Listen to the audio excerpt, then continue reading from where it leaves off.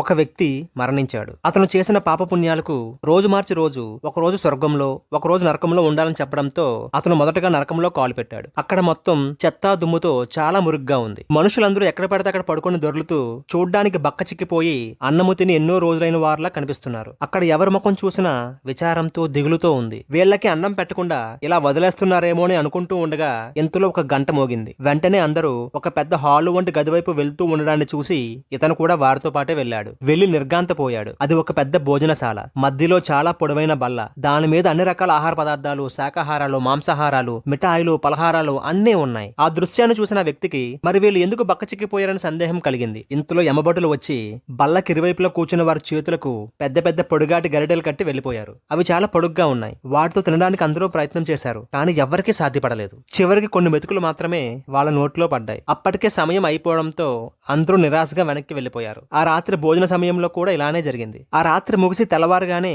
ఆ వ్యక్తిని స్వర్గానికి తీసుకెళ్లారు. స్వర్గం చాలా అందంగా శుభ్రంగా ఉంది. అక్కడ వాళ్ళందరూ చాలా ఆరోగ్యంగా బలంగా ఉన్నారు. పరిసరాలను శుభ్రం చేస్తూ మొక్కలకు నీళ్లు పోస్తూ పనుల్లో నిమగ్నమై ఉన్నారు. మధ్యాహ్నం అవుతుండగానే అక్కడ కూడా గంట కొట్టారు. వెంటనే వాళ్ళందరూ భోజనానికి వెళ్లారు. అది కూడా నరకంలో మాత్రం చాలా పొడుగ్గా ఉంది. నరకంలో మాత్రం అన్ని పదార్థాలు ఉన్నాయి. తినడానికి కూర్చోగానే వాళ్ళ చేతులకు కూడా పొడవైన గరిటెలు కట్టారు. అది చూస్తున్న వ్యక్తికి ఏమీ అర్థం కాలేదు. ఇక్కడ కూడా నరకంలో లానే ఉంది. మరి వీళ్ళు ఎలా ఇంత బలంగా ఉన్నారో అని అనుకుంటూ ఉండగా వాళ్ళు తినడం మొదలు పెట్టారు. ఆ వ్యక్తి చూస్తుండగానే మొత్తం తినేశారు. ఎవరి చేత్తో వాళ్ళు తినకుండా ఎదురుగా కూర్చున్న వాళ్లకు తినిపించుకున్నారు. అలా అందరూ కడుపు నిండా తినగలిగారు. మనం ఎదుటి వారికి సహాయం చేస్తున్నామంటే స్వర్గంలో ఉన్నామని. ఆ సహాయం మనకు ఏదో ఒక రూపంలో తిరిగి